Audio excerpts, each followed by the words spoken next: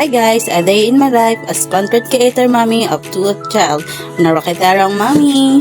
For today's video guys, isamahan nyo ako mag-FDS dahil nga purpose tayo guys is need natin umattend ng FDS for today's video.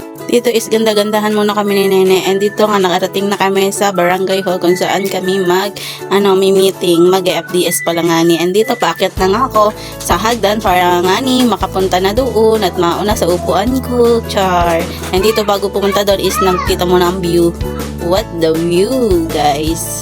And guys, maaga nga pala akong umaakyat dito sa taas para nga mauna ako sa unahan kasi nga guys may electric pan doon kaya doon ako umuupo and malapit ako sa bintana kung saan nakikita ko sina daddy and mga junakis ka. And ito nga pala yung mga namamahalid dito sa barangay hall. Tingnan nyo guys.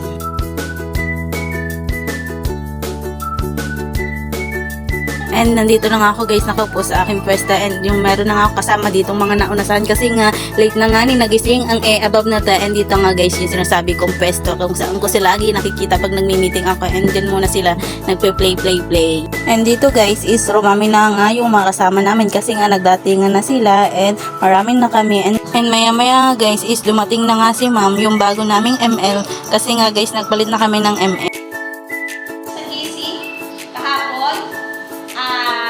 And dito nga guys is tapos na kami mag-FDS and did namin pumirma ng attendance bago kami umuwi.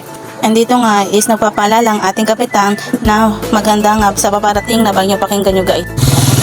Magandang umaga po sa ating lahat. Pinapaalalahanan po mula sa sangguniang barangay ng Karitunan na may paparating po tayo.